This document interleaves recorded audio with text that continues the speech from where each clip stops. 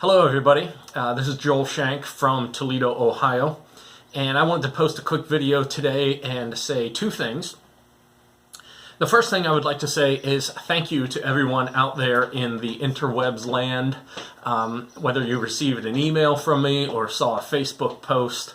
160 some people have subscribed to my YouTube channel, and so that gets me beyond the 100 person threshold and opens up some additional features for me. So I wanted to say thank you for that.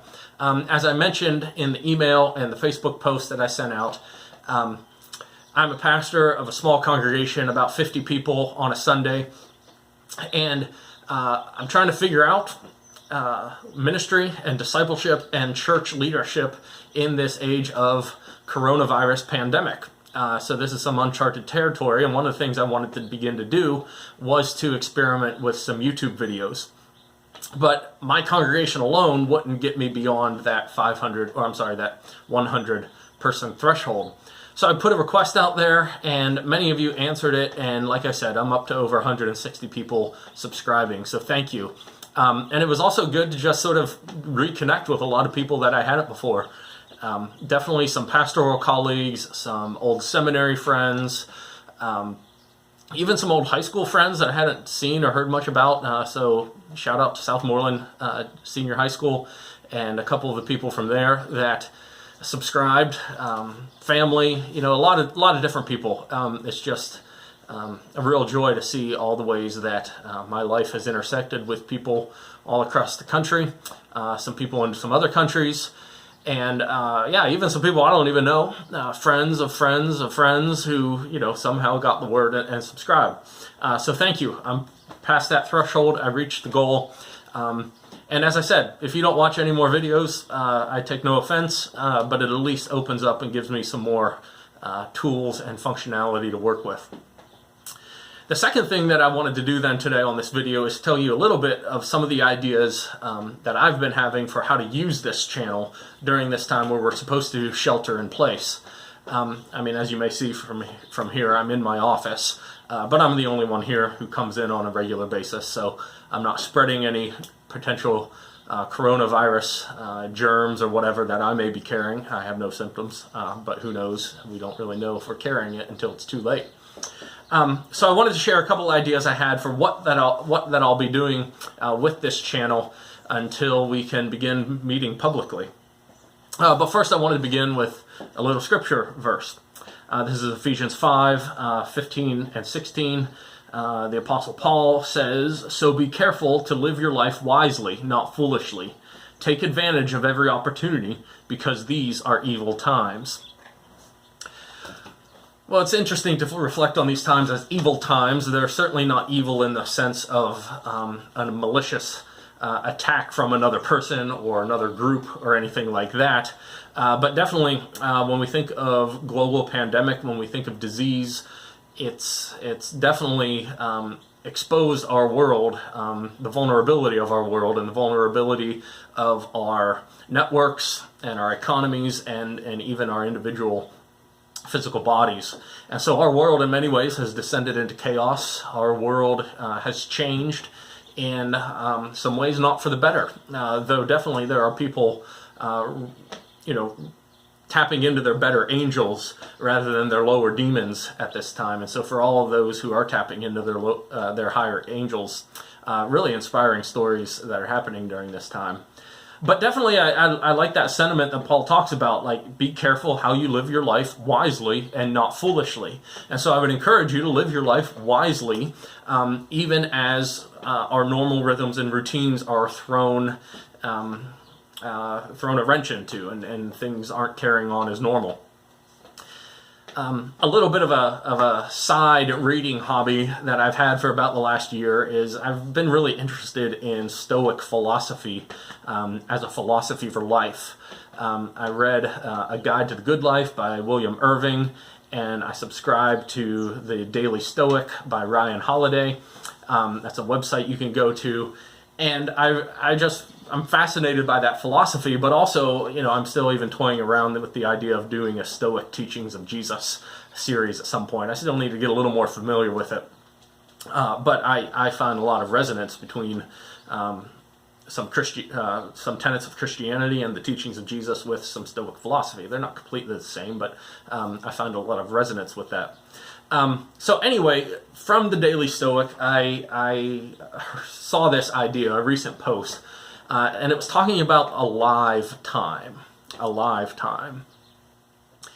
Now, if you think about it, a lot of people might be saying, well, we have a lot of downtime right now.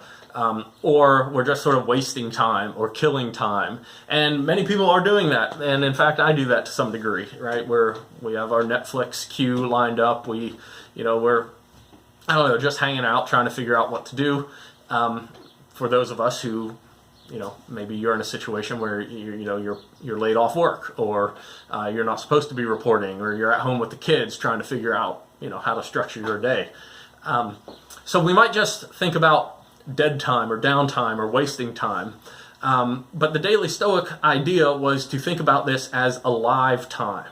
How to intentionally use this time that we have been given, and maybe for some of us it's a gift to stop and slow down, and we have open space, we have some margin in our days. Well, how are you going to use that in a wise way, not foolishly? How are you going to use that in a way that brings life and uses it in an alive kind of way, rather than just wasting and passing time away? So I'm going to try to post a couple different short videos each week, and I'm thinking of two series at the moment. One series is that we do have a really good church library here at Toledo Mennonite Church. If you're interested in Mennonite history and theology, if you're interested in Christian ethics, we have a section on racism and race relationship, mental illness, family stages. We have a good Bible commentary section. We even have some novels, some good classic works of literature that bring out sort of perennial Christian themes. And so my idea is to encourage you. Maybe you have some extra time to read, or maybe you have some extra time to tune in and hear some of these videos that I'm going to post. I want to post at least do once a week, post a book review of a title from our library. And, either it might inspire you to read that book or perhaps something else. So that's one thing that I hope to do. The other thing I hope to do, I told this to my wife, and she gave me the side eye a little bit. I'm not exactly sure how this might work out, or if it'll even be worth it. But the other idea I've been thinking of is, for a number of years now, I had shared and introduced the idea to my congregation about scribing. This comes to us from our brothers and sisters here in Toledo from Dust Covenant Church, where the pastor there, a friend of mine, has encouraged people that he disciples and to his congregation to do the practice of scribing, which is really just writing out scripture and writing out big chunks of scripture, like going through books of the Bible and trying to work your way through scribing through all the text of that particular book. We've been doing that some here at Toledo Mennonite Church. I've been doing it some personally in my devotional time. But it's something I'll be honest and confess that, I've gotten away from a little bit. But, thinking of my own rhythms and how to use this for wise, alive time rather than foolishly just killing time, I thought about trying to pick that up again and to encourage you to pick that up again too. And so I thought maybe doing some kind of YouTube live thing where we can tune in together and scribe and, talk through it. I picture it as just sort of this, romantic, Bob Ross painting session where he's talking about happy little trees and guiding people through a painting kind of experience. My wife wasn't so sure. It might be sort of boring, and I don't know how it would be to just watch someone scribe. But I'm playing around with that idea and also trying to think that, well, maybe it could provide an accountability time that if we all tune in at, this time of the week, a couple days a week, to scribe for a half hour together, sometimes it's easier to really do those disciplines. Like if you're meeting up with a friend to go for a run, you're more apt to do it than if you would just try to do it on your own. So anyway, that's another idea. I'm still going to probably take the rest of the week, this is Thursday already, but Friday and over the weekend to try to figure that out and fine tune and create a schedule. So I'll be putting that out to you more. But again, in this video, like I said, I just wanted to get on here and say two things. And the first and foremost one was thank you for everyone who helped me get over the 100 subscriber mark. And then the second one is just some ideas that are cooking in my head for how I might use this channel in this era of physical distancing, because I still want to try to keep up the relational and emotional and spiritual solidarity with people, even though we have to be physically distant. If you have ideas, you can, I guess, leave a comment, and you'll help me figure out the comments feature on YouTube and how to track all that. Or you can call or send me an email or say something on Facebook or whatever else. I'm open to ideas, but these are just the two that occur to me. So anyway, thanks again, and we'll be in touch.